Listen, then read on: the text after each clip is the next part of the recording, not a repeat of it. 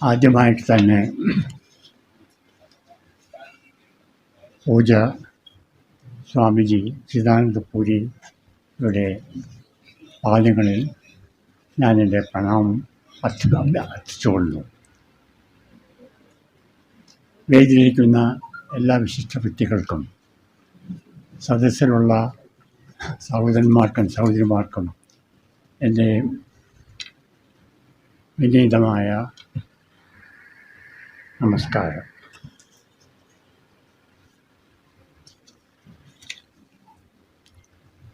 National Hindu league എനിക്കിവിടെ വന്ന് മുല്ലപ്പെരിയാറിനെ പറ്റി നിങ്ങളോട് സംസാരിക്കുവാൻ ഒരവസരം തന്നതിൽ ഞാൻ വളരെ നന്ദി രേഖപ്പെടുത്തുന്നു.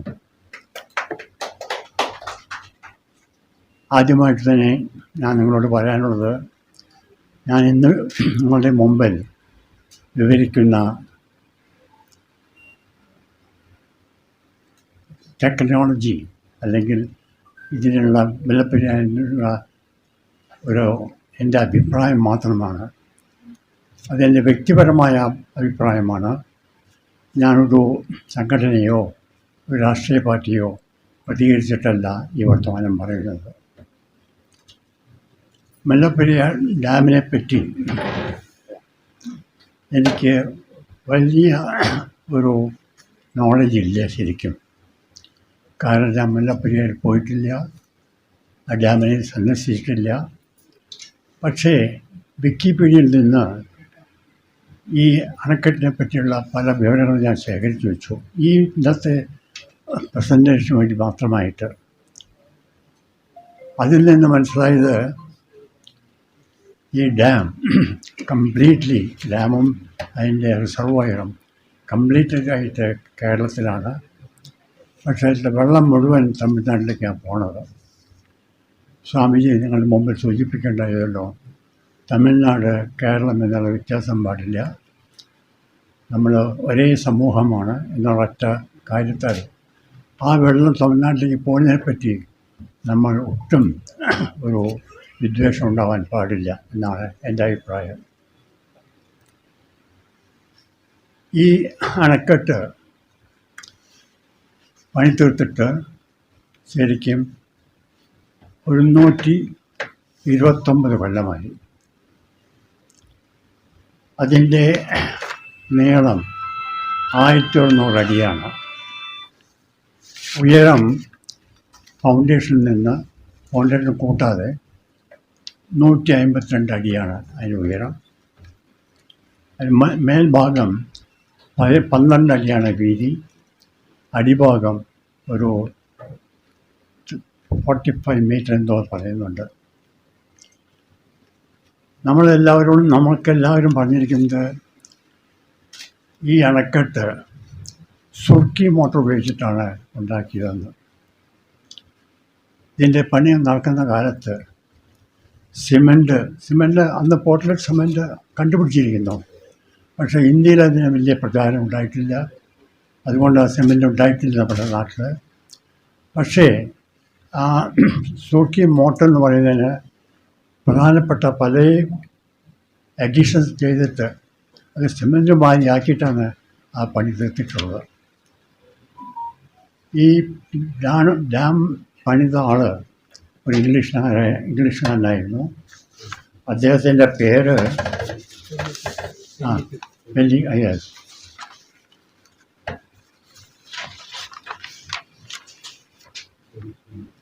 പെന്നി കുക്ക് എന്നാണ്. ഇതെന്താ വിഷയം? അദ്ദേഹത്തിൻ്റെ പേര് പറയാനുള്ള കാരണം എന്താണെന്ന് വെച്ചാൽ, ഈ ഡാം പണിയുന്ന സമയത്ത് അതിനുള്ള അടിയിലുള്ള പണികൾ നടത്താൻ, പ്രത്യേകിച്ച് ഫൗണ്ടേഷൻ ചെയ്യാൻ പല കാര്യങ്ങളും ചെയ്യേണ്ടി വന്നു. പക്ഷേ ആ സമയത്തെല്ലാം വെള്ളപ്പൊക്ക കാരണം എല്ലാം ഒലിച്ചു പോയി. അതിൻ്റെ പല പ്രാവശ്യം റിപ്പീറ്റ് ചെയ്യേണ്ടി വന്നു. ഒടുവിൽ ബ്രിട്ടീഷ് ഗവൺമെൻറ്റിന് ഇത് വലിയൊരു കടബാധ്യതയായിട്ട് തോന്നി. ഇനി പണം തരില്ല എന്ന് തന്നെ പറഞ്ഞു അദ്ദേഹത്തിനോട്. അപ്പോൾ അദ്ദേഹം സ്വന്തം ഭാര്യയുടെ സ്വർണ്ണ പണ്ടങ്ങൾ വിറ്റിട്ട ആ പണം കൊണ്ടാണ് ഈ പണി മുഴുമിച്ചിരിക്കുന്നത്. ഇത് വലിയൊരു അത്ഭുതമായി എനിക്ക് തോന്നി. ഇപ്പോൾ ഈ മുല്ലപ്പെരിയാർ അണക്കെട്ട് ഞാൻ പറഞ്ഞ മാതിരി 129 കൊല്ലം കഴിഞ്ഞു. അതിനെപ്പറ്റി പല മിസ്അണ്ടർസ്റ്റാൻഡിങ്ങും മിസ്കൺസെപ്ഷൻ ഉണ്ട് തീർച്ചയായിട്ടും. ആദ്യം ആ അണക്കെട്ടിൽ 148 അടിയാണ് വെള്ളം, 152 അടി ഉയരമുണ്ട്. 140 അടി വരെ വെള്ളം നിർത്താൻ സമ്മതിച്ചിരുന്നു. പിന്നെ ചില ലീക്കേജസും ഇതെല്ലാം കണ്ടതിന് ശേഷം ആൾക്കാർ പേടിച്ചിട്ട് തമിഴ്നാട്ടിനോട് വെള്ളത്തിൻ്റെ ഉയരം 130 ഫീറ്റാക്കി, 130 അടിയൊക്കെ ഒരു കോട്ടോട്ടം തന്നെ ഉണ്ടായി. അന്ന് കേരളത്തിൽ ശരിക്കും ഈ ഭീതിയും ഭയം ഉണ്ടാകുന്നതിൽ ഒരു അതിശയമില്ല. അണക്കെട്ട് പൊട്ടിയാൽ തീർച്ചയായും താഴെയുള്ള ഡൗൺ സ്ട്രീം സൈഡിലുള്ള വളരെ ആളുകൾക്ക് നാശം വരുന്നതാണ്. അതുകൊണ്ട് ഭീതിയുണ്ട്. പക്ഷേ പല സമയത്തും അണക്കെട്ടിനെ പറ്റി വളരെ ഗാഢമായുള്ള പഠിത്തം വിദഗ്ധന്മാർ തന്നെ നടത്തിയിട്ടുണ്ട്. അത് അവർ ചൂണ്ടിക്കാട്ടിയുള്ള പല റിപ്പയർ വർക്കും അവർ ചെയ്തിട്ടുണ്ട്. കേരളം തമിഴ്നാട് തമ്മിലുള്ള ഇതിനെപ്പറ്റിയുള്ള തർക്കം നിമിത്തം കേരളത്തിന് വെള്ളം വളരെ താഴ്ത്തി കൊണ്ടുപോകണം, തമിഴ്നാടിന് ഏറ്റവും ജാസ്തി വെള്ളം ഉയർത്തിക്കൊണ്ടുവരണം.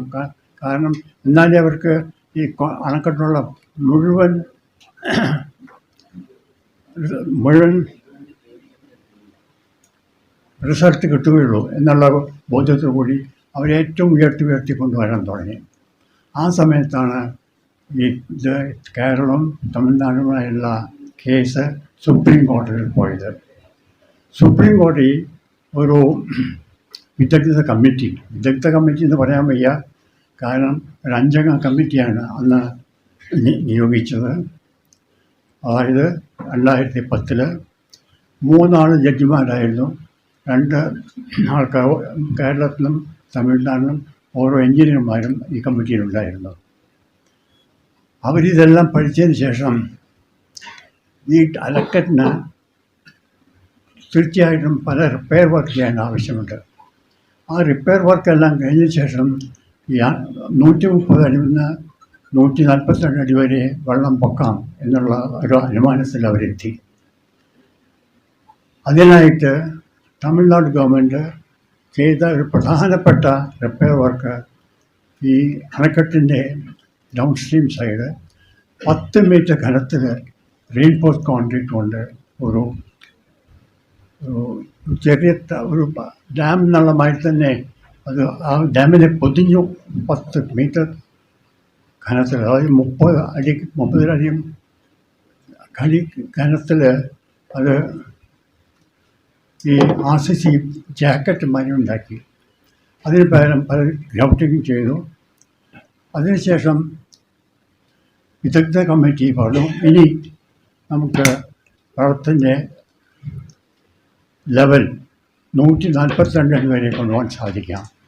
അത് പ്രകാരം 142 അടി അത് വെച്ച് ഇപ്പോൾ അങ്ങനെയാണ് പോണത്. 142 അടി വരെ വെള്ളം കൊണ്ടുപോകാൻ എന്ന നിലയ്ക്കാണ് നമ്മൾ ഇപ്പോൾ ഈ അണക്കെട്ടിനെ കാണുന്നത്.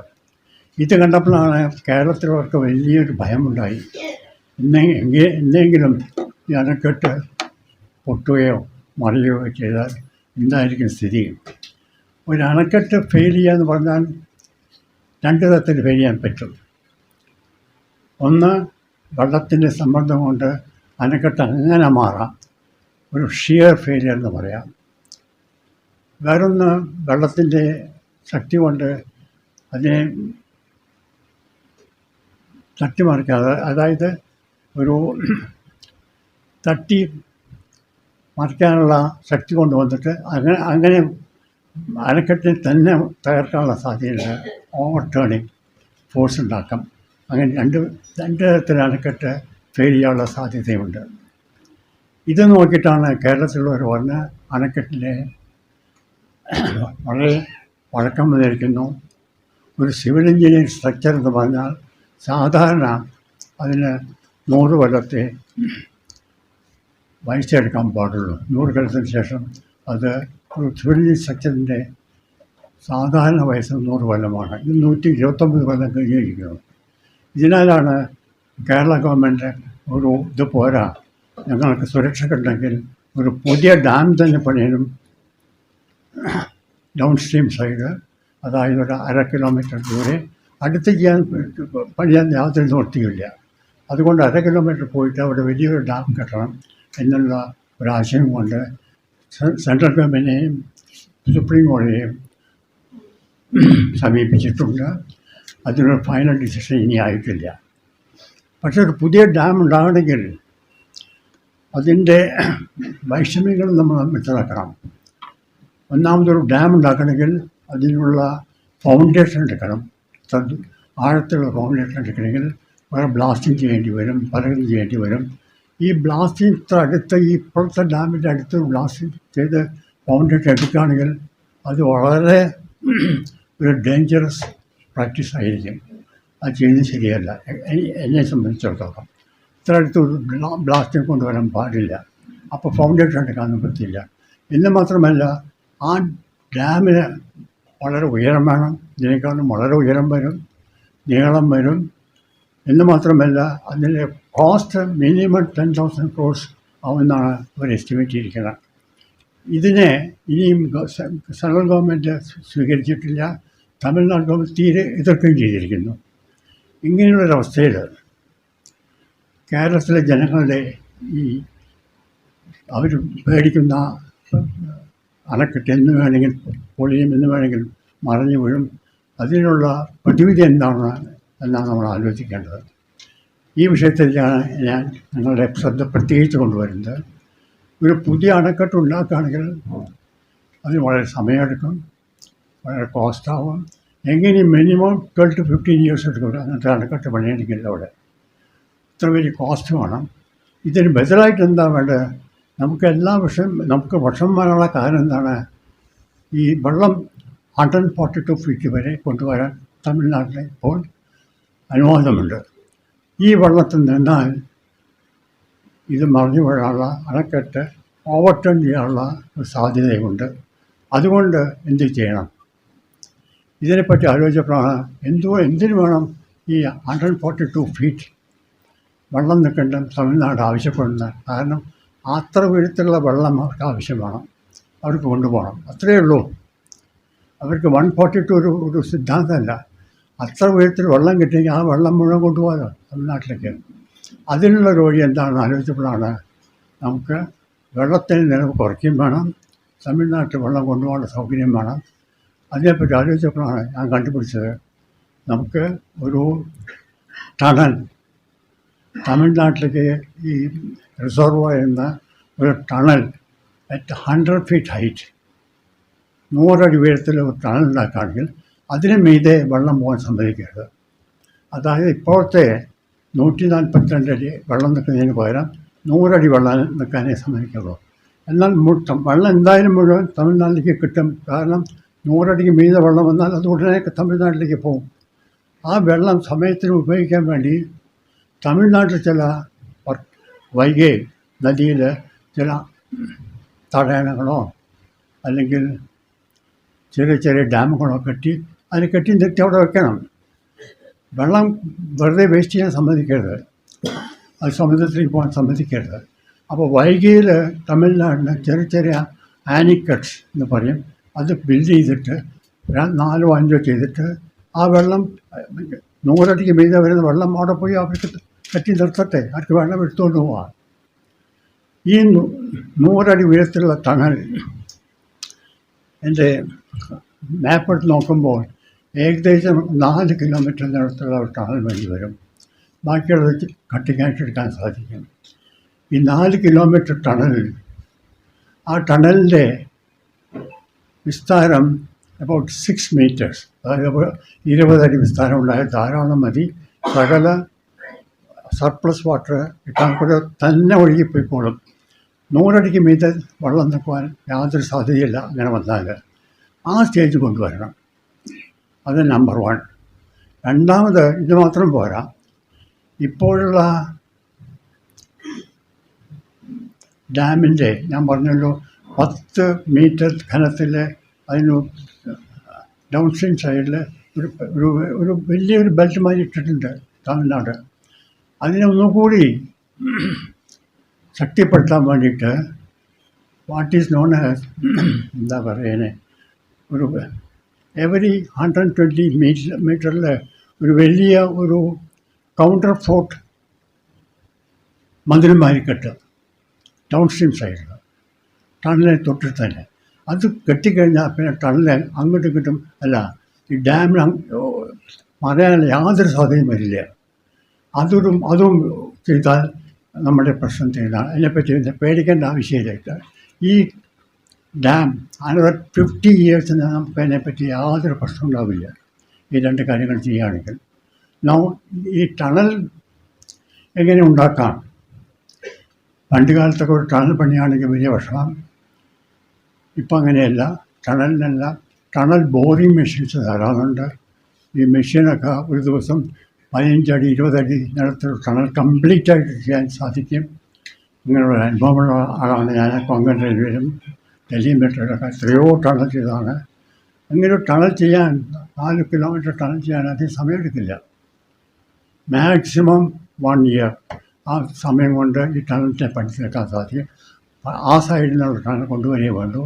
ഈ ടണൽ ബോറിങ് മെഷീൻ എന്തുകൊണ്ട് 6 മീറ്റർ എന്ന് ഞാൻ പറയാനുള്ള കാരണം, ഇന്ത്യയിലിപ്പോൾ 6 മീറ്റർ ഡയമീറ്ററുള്ള പല ടണൽ ബോറിങ് മെഷീൻസ് വർക്ക് ചെയ്യുന്നുണ്ട്. പല മെട്രോയിലും, ഡൽഹി മെട്രോയിൽ, ബാംഗ്ലൂർ മെട്രോ, ചെന്നൈ മെട്രോ, എല്ലാവിടെയും വലിയ ടണൽ ബോറിങ് മെഷീൻസ് വർക്ക് ചെയ്യുന്നുണ്ട്. 1-2 മെഷീനുകളും ഡൈവേർട്ട് ചെയ്യേ വേണ്ടു. അതുകൊണ്ട് ഈ പണി ചെയ്ത് തീർക്കാൻ വളരെ സമയം വരില്ല. അതിൻ്റെ കോസ്റ്റ് വലിയതല്ല ടണൽ പണിയാൻ. ഇപ്പം മെട്രോയിൽ ഒരു ടണൽ പണിയാണെങ്കിൽ 2 ടണലിൽ 1 കിലോമീറ്റർ ചെയ്യാൻ 100 കോടിയേ വരുള്ളൂ. 2 tunnel up line down line. ഇത് ഒരേ ഒരൊറ്റ ലൈനിലേ വേണ്ടൂ. അതുകൊണ്ട് എങ്ങനെയും 100 കോടിയിലധികം പെർ കിലോമീറ്റർ വരില്ല. 4 കിലോമീറ്റർ വരെ 400 കോടിയേ വേണ്ടൂ ടണലിൻ്റെ പണി തീർക്കാം. അതിനുള്ള വാട്ടർ കൺട്രോൾ ചെയ്യേണ്ട യാതൊരു മെഷീനും ആവശ്യമില്ല. നമ്മുടെ ഉദ്ദേശം എന്താണ്? 100 മീറ്ററിന് വെള്ളം പൊന്തിയാൽ അത് ഓട്ടോമാറ്റിക്കായിട്ട് ടണൽ കുഴപ്പമാണ്. അതാണ് നമ്മുടെ ഉദ്ദേശം. അതുകൊണ്ട് അത് കൺട്രോൾ ചെയ്യാനോ ചെക്ക് ചെയ്യാനോ അതിനുള്ള ഒരു സ്ലൂസ് അതിൻ്റെ അറേഞ്ച്മെൻ്റ് ഒന്നും ആവശ്യമില്ല ഇവിടെ. അങ്ങനെ ഒരു ടണൽ പണിയുക. പിന്നെ ഞാൻ പറഞ്ഞ മാതിരി ഇപ്പോഴത്തെ ഡാമിൻ്റെ പിൻവശത്ത് ഈ 10 അടി റീൻഫോഴ്സ് കോൺക്രീറ്റ് ഉള്ളതിൻ്റെ ഒപ്പം തന്നെ ഒരു കൗണ്ടർ ഫോർട്ട് പില്ലേഴ്സ് തന്നെ പറയുക. കൗണ്ടർ ഫോർട്ട് അത് ഒരു താങ്ങൽ മാതിരി എവരി 120 മീറ്റേഴ്സ് ഒരു 9 10 ഇങ്ങനത്തെ പില്ലേഴ്സ് ഉണ്ടാക്കിയാൽ മതി. 3 മീറ്റർ മറ്റേ വീതി. അത് മുകളിൽ 5 മീറ്റർ വേണം, അടിയിൽ 15-20 മീറ്റർ വേണ്ടി വരും. അങ്ങനെ ഉള്ളൊരു കൗണ്ടർ ഫോർട്ട് പ്രസ് ചെയ്യുന്ന ഒരു സംവിധാനം ഉണ്ടാക്കുകയാണെങ്കിൽ ഈ ഡാമിനെ പറ്റി പിന്നെ ഒരു വിഷമം നമുക്കുണ്ടാവില്ല. ഒരു പേടിയും വേണ്ട അതിനെ പറ്റിയിട്ട്. വീഴോ ഇല്ല എന്നുള്ളൊരു പേടി ആവശ്യമില്ല. അതുകൊണ്ടാണ് ഞാൻ പറയുന്നത്, ഈ 2 സംഗതി ചെയ്യുകയാണെങ്കിൽ ഈ ഇപ്പോഴത്തെ അണക്കെട്ട് അനദർ 50 ഇയേഴ്സിന് നമുക്ക് യാതൊരു വിഷമം ഉണ്ടാക്കില്ല ഈ അണക്കെട്ട്. ഇതാണ് എൻ്റെ കയ്യിലുള്ളത്. ഇതിനുള്ള പണം വളരെ ചുരുക്കാൻ വേണ്ടി വരും. ഞാൻ പറഞ്ഞല്ലോ, ടണലുണ്ടാക്കാനാണെങ്കിൽ 400 കോടി. ഈ കൗണ്ടർ ഫോർട്ട് പില്ലേഴ്സ് ഉണ്ടാക്കണമെങ്കിൽ അതിന് മാക്സിമം 100-150 ക്രോസ്. ഒരു 500-600 കോടിയിൽ നമുക്ക് ഒരു ഭീതിയില്ലാതെ ഈ ടണലിനെ സുരക്ഷിതമായിട്ട് കാത്ത് രക്ഷിക്കാൻ സാധിക്കും. എന്നാൽ ഇത് തമിഴ്നാട് ഇതിന് അനുവാദം തരണം. കാരണം അതിൻ്റെ കൺട്രോൾ തമിഴ്നാടിൻ്റെയാണ്. അവിടെയുള്ള സ്ട്രക്ചേഴ്സ് മുഴുവൻ തമിഴ്നാട്ടിലാണ്. കേരള ഗവൺമെൻറ് ഇതുണ്ടാക്കുകയാണെങ്കിൽ, ഒരു പ്രപ്പോസൽ വയ്ക്കുകയാണെങ്കിൽ അത് സുപ്രീം കോർട്ട് ഉടനെ സമ്മതിക്കും. കാരണം സുപ്രീം കോർട്ട് 2014 ഒരു ഓർഡറിൽ പറഞ്ഞിട്ടുണ്ട്, ഒരു കിഴക്കോട്ട് വലിയൊരു ടണലുണ്ടാക്കി വെള്ളം മുഴുവൻ പോട്ടെ, എന്നാൽ ഒരു കേരളത്തിൽ ഒരു ഉപജനം ഉണ്ടാവില്ല ഒരു ഒരു സ്റ്റേറ്റ്മെൻറ്റ് അവർ ചെയ്തിട്ടുണ്ട്. അതായത് ഇങ്ങനൊരു സംവിധാനം സുപ്രീം കോർട്ട് ഉടനെ സമ്മതിക്കും. Technically it's very feasible, very safe and easily doable. ഇതാണ് എൻ്റെ നിങ്ങളുടെ മുമ്പിൽ വയ്ക്കാനുള്ളത്. ഇതിനു വേണ്ടി ഞാൻ പറഞ്ഞില്ലേ 500-600 കോടി രൂപയിലധികം വേണ്ടി വരില്ല.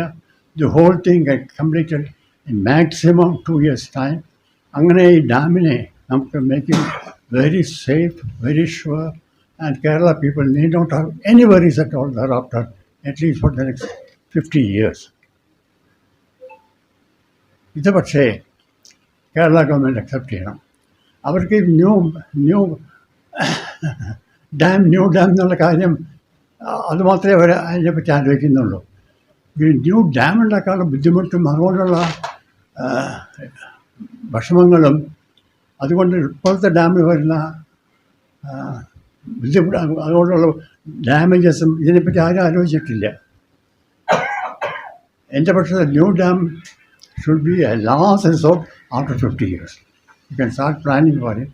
Next 50 years, the present dam can be made absolutely secure and very safe. And people need not have any structural engineer will accept that this can be done very easily. ഇതാണ് എനിക്ക് നിങ്ങളുടെ മുമ്പിൽ വയ്ക്കാവുന്നത്. ഇതിന് ഞാൻ പറഞ്ഞ മാതിരി 2 കൊല്ലത്തിനുള്ളിൽ whole work can be completed. 2 side ഒപ്പം വർക്ക് നടക്കാം. ഡൗൺ സ്ട്രീം സൈഡിലുള്ള ഈ ബട്രസ്, കൗണ്ടർ ഫോർട്ട് ബട്രസ് ഉണ്ടല്ലോ, അത് ഡൗൺ സ്ട്രീം സൈഡിൽ ഉടനെ ഉണ്ടാക്കാം. അതിനധികം ബുദ്ധിമുട്ട് വരില്ല. ബട്രസിന് സമയം ഫൗണ്ടേഷൻ വേണ്ടി വരും. ആ ഫൗണ്ടേഷൻ പൈൽസിന് മുകളിൽ ഉണ്ടാക്കാം. ഒരു തൂണിനും പൈൽസ് ഫൗണ്ടേഷൻ കൊടുക്കുന്ന മാതിരി അത് ഡ്രിൽ ചെയ്യാനുള്ള, അതിന് ബ്ലാസ്റ്റിങ്ങൊന്നും ആവശ്യമില്ല. 1 meter ഡയമീറ്ററോ അല്ലെങ്കിൽ 80 centimeter ഡയമീറ്ററോ പൈൽസ് ഓരോ ബട്രസിനും 20 25 പൈൽസ് വേണ്ടി വരും. ഒരു സമയം വേണ്ടി വരില്ല. അവിടെ സോളിഡ് റോക്ക് ഉണ്ടെങ്കിൽ അതും വേണ്ടി വരില്ല. വേണമെങ്കിൽ തന്നെ ഈ പൈൽസ് ഉണ്ടാക്കി വെച്ച് അതിന് ഒരു പൈൽ ക്യാപ്പ് കൊടുത്ത് അതിൻ്റെ മീതെ ഈ ബട്രസ് ഉണ്ടാക്കിയാൽ മതി. It's very safe, very easy and can be easily done outside. It has nothing to do with the present condition of the dam.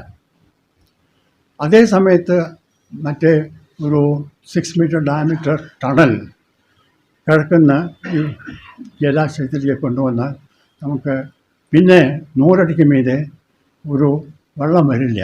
അങ്ങനെ ചെയ്യുകയാണെങ്കിൽ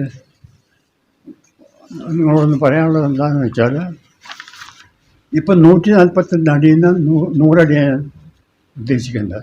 അത് 42 അടി വെള്ളം താഴത്തേക്ക് കൊണ്ടുവരണം. അങ്ങനെയാകുമ്പോൾ എന്താണ്, ഹൈറ്റ് 42 കുറയും. അതായത് ശരിക്കും പെർസെൻറ്റേജ് നോക്കുകയാണെങ്കിൽ ഇപ്പോഴത്തെ ഹൈറ്റിൻ്റെ 30% will not be used. 30% about 30% height will not be used, but Tamil Nadu will not have that reservoir capacity available to them here. That capacity they should create downstream on Vaigai itself, which can easily be done. That can be done without affecting anything here. So Tamil Nadu will not lose any amount of water. They can get it, they can reserve it, dam it and keep it in their own territory as and when they can take it. ഇവിടെയാണെങ്കിൽ പക്ഷേ ഈ overturning force, that is most surprising. നമ്മൾ 30% വെള്ളത്തിൻ്റെ overturning force is reduced by 60% by that. അപ്പോൾ തന്നെ നിങ്ങൾക്ക് ആലോചിച്ചില്ലേ ടണലിൻ്റെ സേഫ്റ്റി എത്ര ഇമ്പ്രൂവ് ചെയ്യുന്ന. Overturning force by reducing the water level from 142 feet to 100 feet. The overturning ആണ് most calamitous. അതുകൊണ്ട് നമുക്കെല്ലാം പേടികളും. That force is reduced by 60%.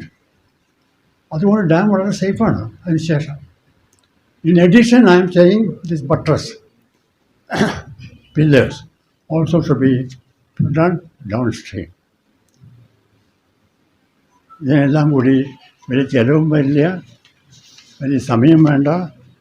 നമ്മൾ ഈ പ്രപ്പോസൽ കൊണ്ട് കേരള ഗവൺമെൻറ് ഉടനെ സെൻട്രൽ ഗവൺമെൻറ് തമിഴ്നാട്ടിനെയും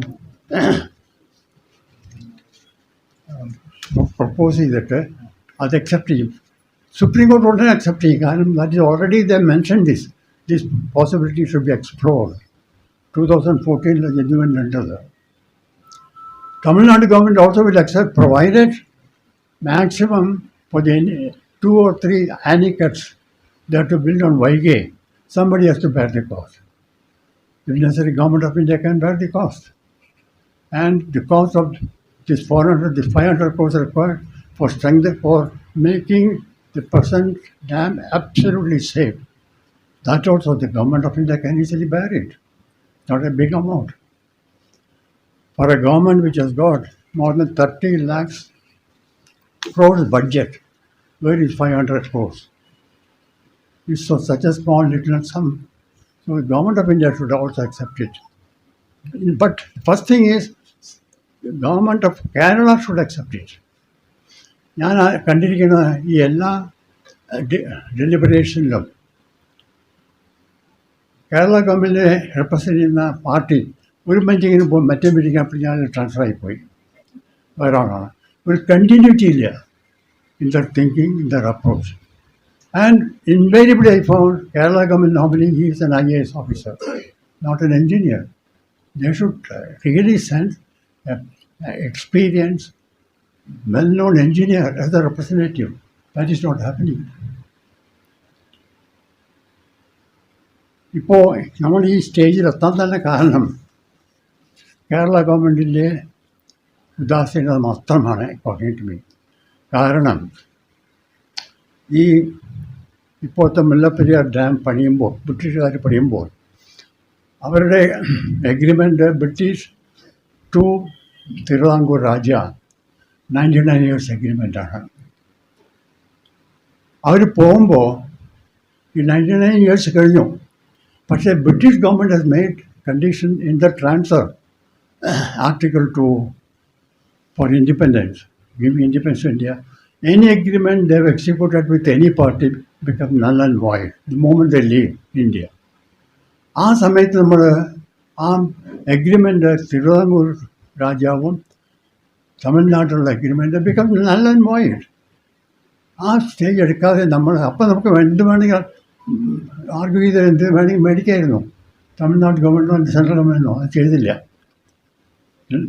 1970 or 74 ഒരു പുതിയൊരു എഗ്രിമെൻ്റ് ഉണ്ടാക്കി കേരള ഗവൺമെൻറ്. അച്യുതമേനോനായിരുന്നു അന്നത്തെ ചീഫ് മിനിസ്റ്റർ. ആ എഗ്രിമെൻറ്റിൽ അവർക്ക് ഇതിനുള്ള സ്ഥലം കൊടുക്കുന്നതിനുള്ള വാടക ജാസ്തിയാക്കണം, അത്രേ ഉണ്ടായിരുന്നുള്ളൂ നിർബന്ധത. പഴയ വാടകയിൽ നിന്ന് പുതിയ വാടക 10 ഇരട്ടി മതിയാക്കി. they were happy. That is not what is required. At that stage we could have demanded a share of water itself required. ഞാൻ പല കാര്യങ്ങളെപ്പറ്റി പഠിക്കുകയായിരുന്നു. ഇതിനെ പറ്റിയിട്ട് പ്രത്യേകിച്ച് ഭാരതപ്പുഴ സംരക്ഷണത്തിനായിട്ട് ഒരു സൊസൈറ്റി ഫോം ചെയ്യുന്നുണ്ട്, ഫ്രണ്ട്സ് ഓഫ് ഭാരതപ്പുഴ. ഈ ഭാരതപ്പുഴ എന്തുകൊണ്ട് വേനൽക്കാലത്ത് കംപ്ലീറ്റായി ഡ്രൈ ആയിട്ട് പോകണം? ഈ അവസ്ഥ ഉണ്ടായിരുന്നതിൽ ഒരു 10 കൊല്ലം 15 കൊല്ലം മുമ്പേ. അതിന് ശേഷം വന്ന ജോയിൻറ്റ് പ്രോജക്ട്സ് ഉണ്ടല്ലോ, ആ പ്രോജക്റ്റ് പ്രകാരം എല്ലാ വെള്ളം ഭാരതപ്പുഴയ്ക്ക് വരുന്ന വെള്ളം മുഴുവൻ തമിഴ്നാട് കൊണ്ടുപോയപ്പോൾ അതുകൊണ്ടാണ് Bharathapuzha within 15 years it has become a dry, absolutely dry river. All government of India did not bother about when formulating the agreement safeguard interest of Kerala എന്നുണ്ടായില്ല. അല്ലെങ്കിൽ എത്ര വെള്ളം വരേണ്ടതായിരുന്നു. അപ്പോൾ ആ വെള്ളം മുഴുവൻ തമിഴ്നാട്ടിലേക്ക് പോകാനിപ്പോൾ. ആ മിസ്റ്റേക്ക് നമ്മൾ 1970 ചെയ്തു. അതുകൊണ്ടാണ് ഈ മുല്ലപ്പെരിയാർ ഡാമിൽ കേരളത്തിൻ്റെ ഇത്ര വലിയൊരു എന്താ പറയുക ഒരു ആൾക്കാർക്കൊരു ഭീതിയും എല്ലാവർക്കും ഒരു എന്തോ വരാൻ പോകുന്നുള്ള പേടിയും ഉണ്ടായിരുന്നു. അതിനെപ്പറ്റി പേടിക്കേണ്ട ആവശ്യമില്ല അക്കോർഡിംഗ് ടു മീ. കാരണം 2011 തമിഴ്നാട് ചെയ്ത റിപ്പയർസ് കാണുമ്പോൾ as on paper the repairs are done well. And Supreme Court has also mentioned that after the repairs, things are quite acceptable. The statement of Ajara. The Supreme Court concluded that the dam is structurally, hydrologically quite safe and sound. That is the statement I said. After the repairs, the Supreme Court, on the advice of the experts, have said that after the repairs it is quite sound. പക്ഷെ നമ്മളത് accept ചെയ്യണ്ട. We still assume that it is not safe. But then take these precautions that we will not have problem, a disaster on Kerala side. ഇതാണ് ഞാൻ നിങ്ങളുടെ മുമ്പിൽ വയ്ക്കാൻ ആലോചിക്കുന്നത്. ഇതിൽ വല്ല സംശയം നിങ്ങൾക്കുണ്ടെങ്കിൽ ചോദിക്കാം, മറുപടിയാണ്.